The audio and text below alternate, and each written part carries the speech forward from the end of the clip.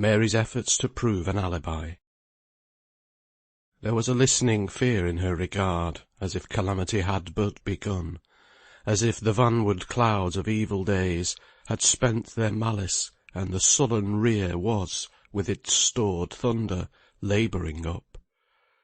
Keats, Hyperion. No sooner was Mary alone than she fastened the door, and put the shutters up against the window, which had all this time remained shaded only by the curtains hastily drawn together on Esther's entrance, and the lighting of the candle. She did all this with the same compressed lips, and the same stony look that her face had assumed on the first examination of the paper. Then she sat down for an instant to think, and rising directly, went, with a step rendered firm by inward resolution of purpose, up the stairs, past her own door, 2 steps, into her father's room. What did she want there? I must tell you. I must put into words the dreadful secret which she believed that bit of paper had revealed to her. Her father was the murderer.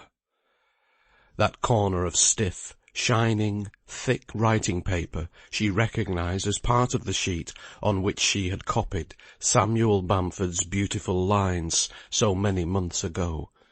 Copied, as you perhaps remember, on the blank part of a valentine sent to her by Jem Wilson, in those days when she did not treasure and hoard up everything he had touched, as she would do now. That copy had been given to her father, for whom it was made, and she had occasionally seen him reading it over, not a fortnight ago, she was sure. But she resolved to ascertain if the other part still remained in his possession. He might, it was just possible, he might have given it away to some friend, and if so, that person was the guilty one, for she could swear to the paper anywhere. First of all she pulled out every article from the little old chest of drawers. Amongst them were some things which had belonged to her mother, but she had no time now to examine and try to remember them. All the reverence she could pay them was to carry them and lay them on the bed carefully, while the other things were tossed impatiently out upon the floor. The copy of Bamford's lines was not there. Oh! Perhaps he might have given it away, but then must it not have been to Jem? It was his gun. And she set to with redoubled vigour to examine the deal box which served as chair, and which had once contained her father's Sunday clothes, in the days when he could afford to have Sunday clothes. He had redeemed his better coat from the pawn-shop before he left, that she had noticed. Here was his old one. What rustled under her hand in the pocket? The paper. Oh, father! Yes, it fitted. Jagged end to jagged end, letter to letter, and even the part which Esther had considered blank had its tallying mark with the larger piece, its tails of Y's and G's. And then, as if that were not damning evidence enough, she felt again and found some bullets or shot, I don't know which you would call them, in that same pocket, along with a small paper parcel of gunpowder. As she was going to replace the jacket, having abstracted the paper and bullets, etc., she saw a woollen gun case made of that sort of striped horse-cloth you must have seen 1,000 times appropriated to such a purpose. The sight of it made her examine still further, but there was nothing else that could afford any evidence, so she locked the box, and sat down on the floor to contemplate the articles, now with a sickening despair, now with a kind of wondering curiosity. How her father had managed to evade observation. After all, it was easy enough. He had evidently got possession of some gun. Was it really Jem's? Was he an accomplice? No! She did not believe it. He never would deliberately plan a murder with another, however he might be wrought up to it by passionate feeling at the time. Least of all would he accuse her to her father, without previously warning her. It was out of his nature. Then, having obtained possession of the gun, her father had loaded it at home, and might have carried it away with him some time when the neighbours were not noticing, and she was out or asleep, and then he might have hidden it somewhere to be in readiness when he should want it. She was sure he had no such thing with him when he went away the last time. She felt it was of no use to conjecture his motives. His actions had become so wild and irregular of late, that she could not reason upon them. Besides, was it not enough to know that he was guilty of this terrible offence? Her love for her father seemed to return with painful force, mixed up as it was with horror at his crime. That dear father, who was once so kind, so warm-hearted, so ready to help either man or beast in distress, to murder! But in the desert of misery with which these thoughts surrounded her, the arid depths of whose gloom she dared not venture to contemplate, a little spring of comfort was gushing up at her feet, unnoticed at first, but soon to give her strength and hope. And that was the necessity for exertion on her part which this discovery enforced. Oh, I do think that the necessity for exertion, for some kind of action, bodily or mental, in time of distress, is a most infinite blessing, although the first efforts at such seasons are painful. Something to be done implies that there is yet hope of some good thing to be accomplished, or some additional evil that may be avoided, and by degrees the hope absorbs much of the sorrow. It is the woes that cannot in any earthly way be escaped that admit least earthly comforting. Of all trite, worn-out, hollow mockeries of comfort that were ever uttered by people who will not take the trouble of sympathising with others, the one I dislike the most is the exhortation not to grieve over an event, for it cannot be helped. Do you think, if I could help it, I would sit still with folded hands, content to mourn? Do you not believe that as long as hope remained I would be up and doing? I mourn because what has occurred cannot be helped. The reason you give me for not grieving is the very and sole reason of my grief. Give me nobler and higher reasons for enduring meekly what my Father sees fit to send, and I will try earnestly and faithfully to be patient. But mock me not, or any other mourner, with the speech, "Do not grieve, for it cannot be helped. It is past remedy." But some remedy to Mary's sorrow came with thinking. If her father was guilty, Jem was innocent. If innocent, there was a possibility of saving him. He must be saved, and she must do it, for was she not the sole depository of the terrible secret? Her father was not suspected, and never should be, if by any foresight or any exertions of her own she could prevent it. She did not yet know how Jem was to be saved, while her father was also to be considered innocent. It would require much thought and much prudence. But with the call upon her exertions, and her various qualities of judgment and discretion, came the answering consciousness of innate power to meet the emergency. Every step now, nay, the employment of every minute, was of consequence. For you must remember she had learnt at Miss Simmonds' the probability that the murderer would be brought to trial the next week.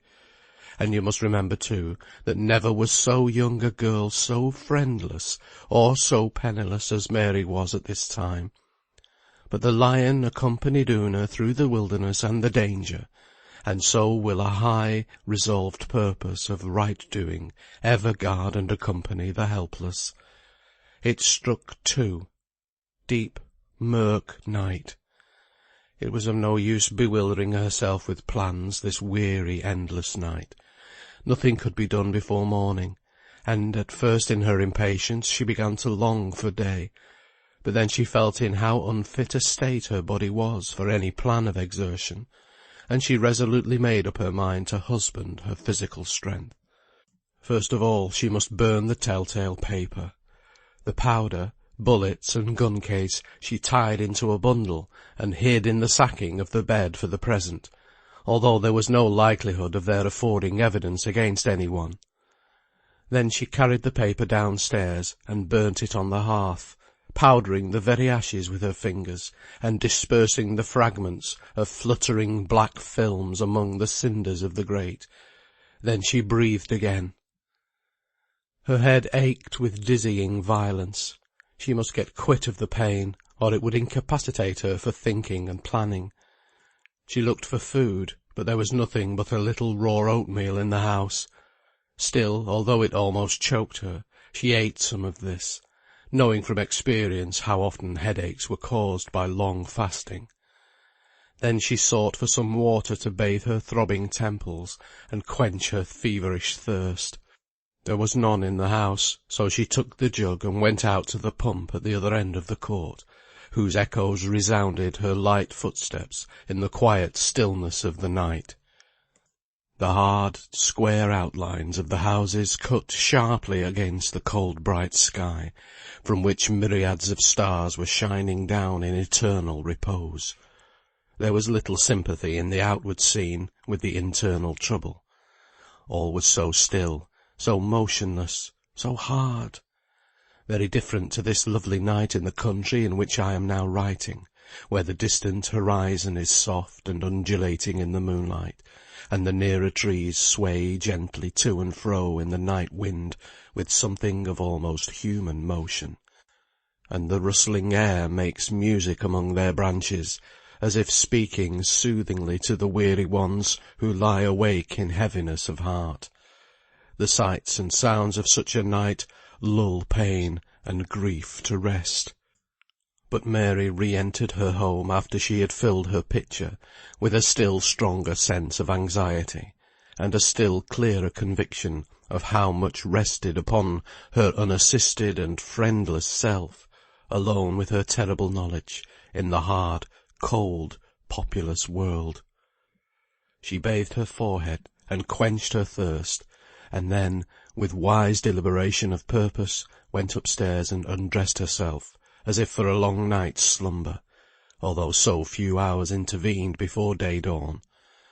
She believed she never could sleep, but she lay down and shut her eyes, and before many minutes she was in as deep and sound a slumber as if there was no sin nor sorrow in the world. She awakened, as it was natural, much refreshed in body, but with a consciousness of some great, impending calamity. She sat up in bed to recollect, and when she did remember, she sank down again with all the helplessness of despair. But it was only the weakness of an instant, for were not the very minutes precious for deliberation if not for action? Before she had finished the necessary morning business of dressing and setting her house in some kind of order, she had disentangled her ravelled ideas and arranged some kind of a plan for action.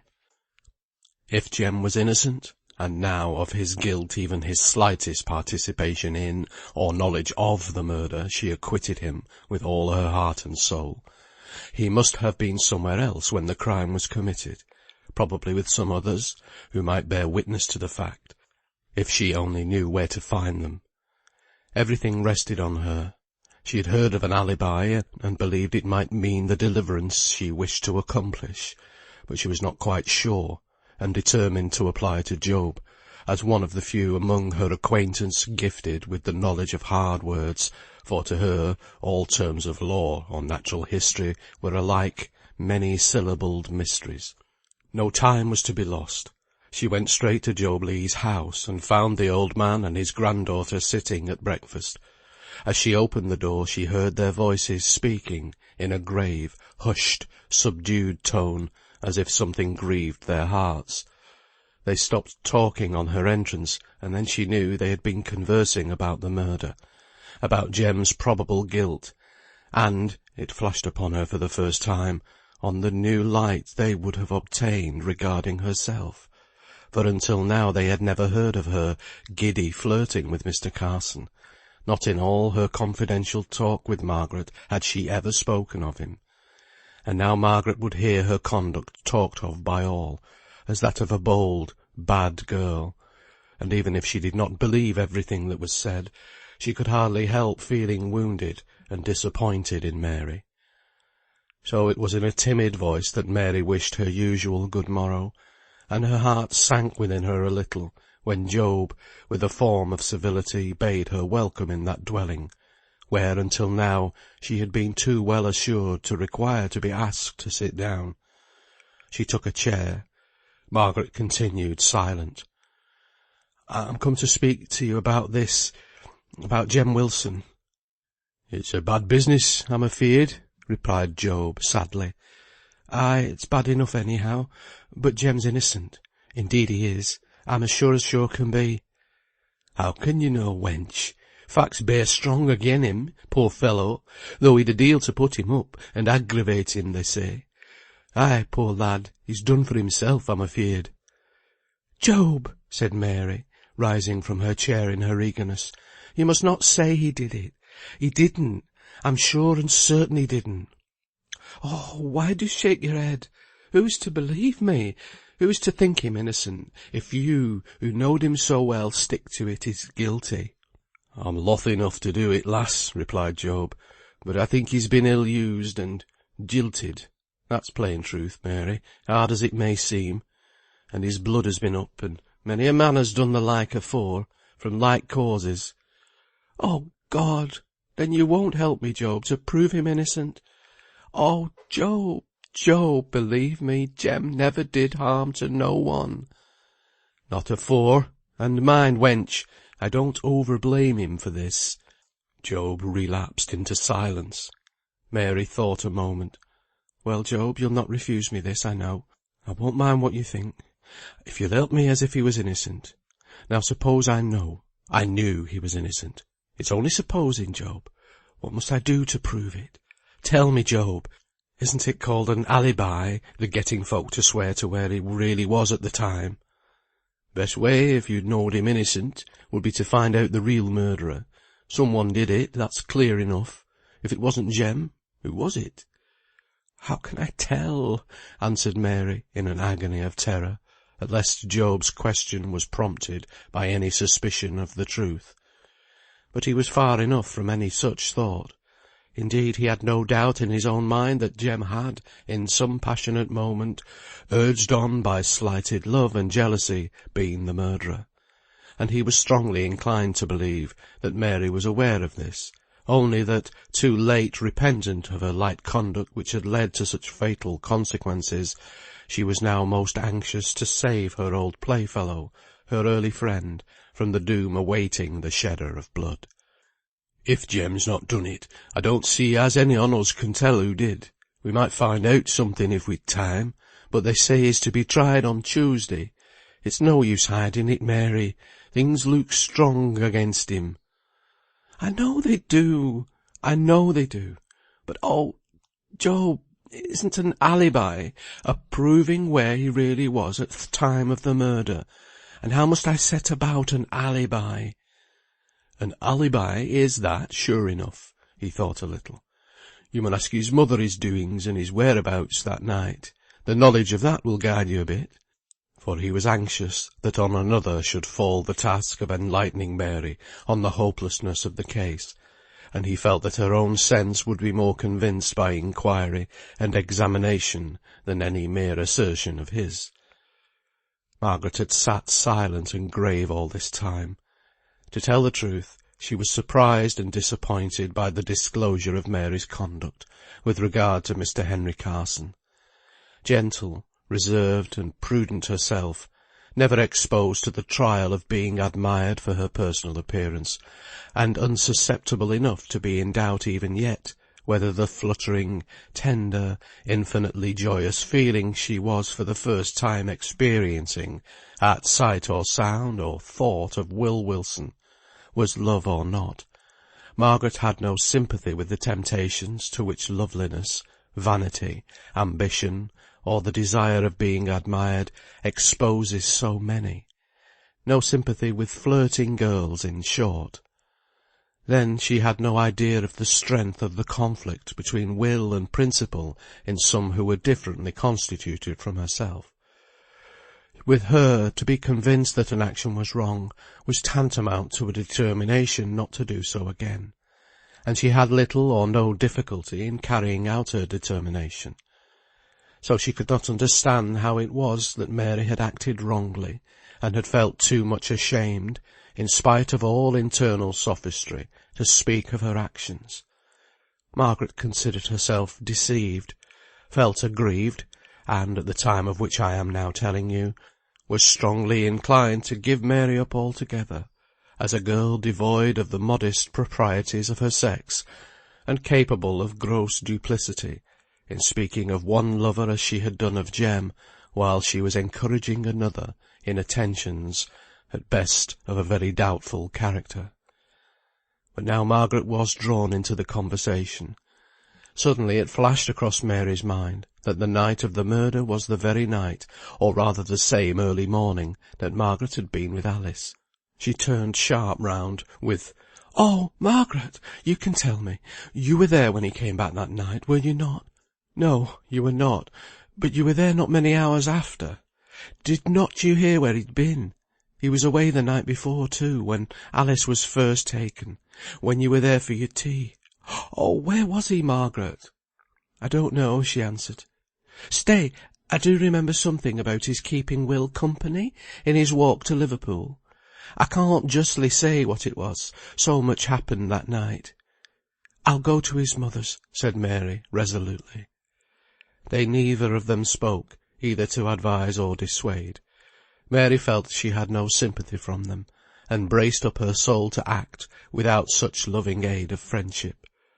She knew that their advice would be willingly given at her demand, and that was all she really required for Jem's sake.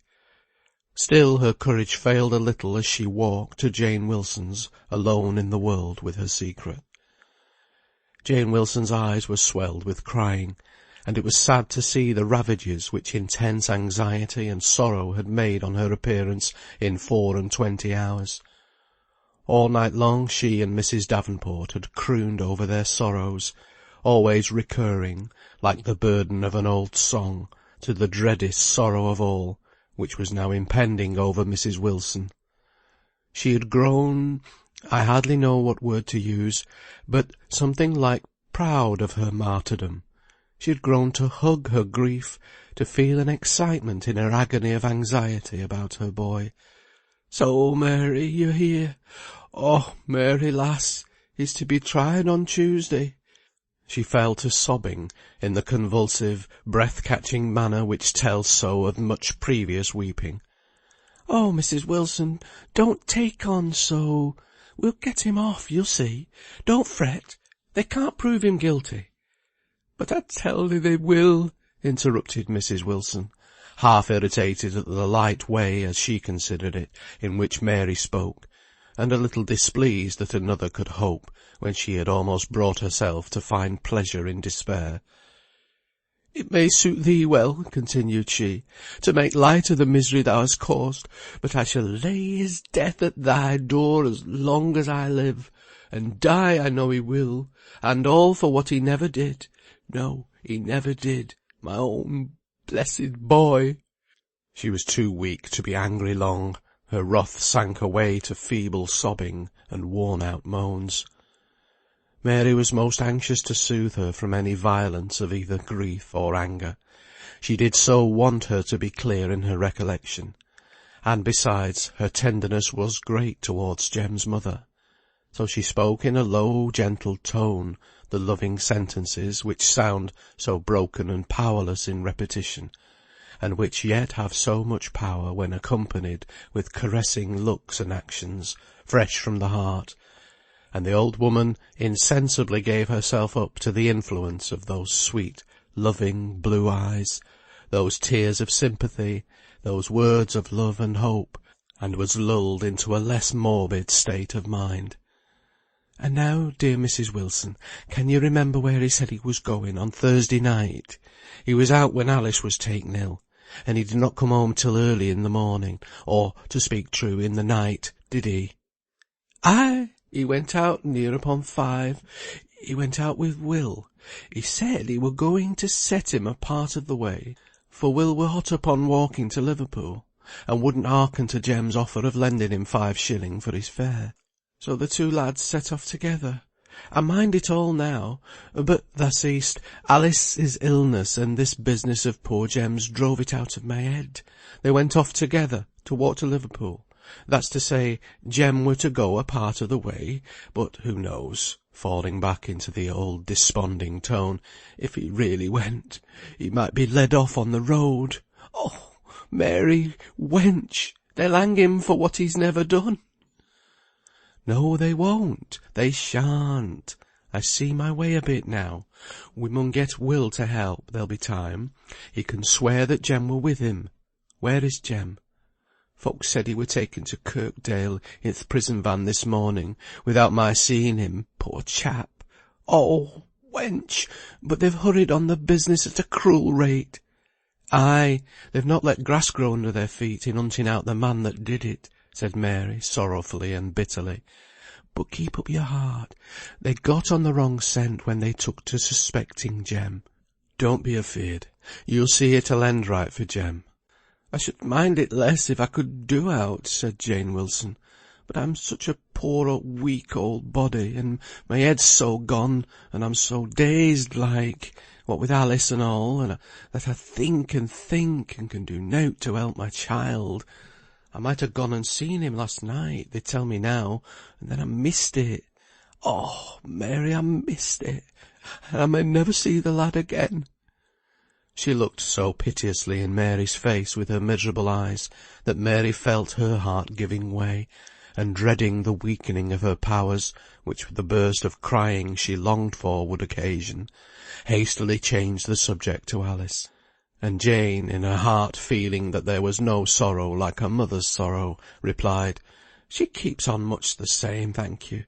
She's happy, for she knows nought of what's going on. But the doctor says she grows weaker and weaker.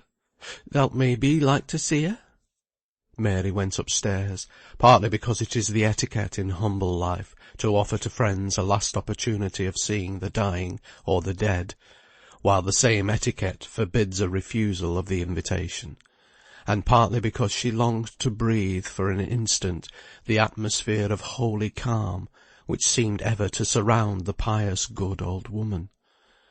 Alice lay, as before, without pain, or at least any outward expression of it, but totally unconscious of all present circumstances, and absorbed in recollections of the days of her girlhood, which were vivid enough to take the place of realities to her. Still she talked of green fields, and still she spoke to the long dead mother and sister, low lying in their graves this many a year, as if they were with her and about her in the pleasant places where her youth had passed. But the voice was fainter, the motions were more languid. She was evidently passing away, but how happily! Mary stood for a time in silence, watching and listening.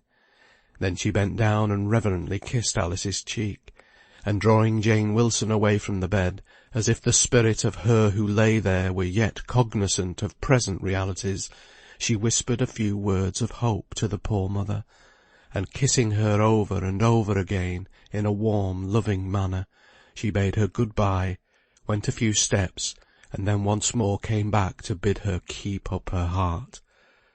And when she had fairly left the house, Jane Wilson felt as if a sunbeam had ceased shining into the room. Yet oh, how sorely Mary's heart ached, for more and more the fell certainty came on her that her father was the murderer. She struggled hard not to dwell on this conviction, to think alone on the means of proving Jem's innocence. That was her first duty, and that should be done. End of chapter 22. Read by Tony Foster.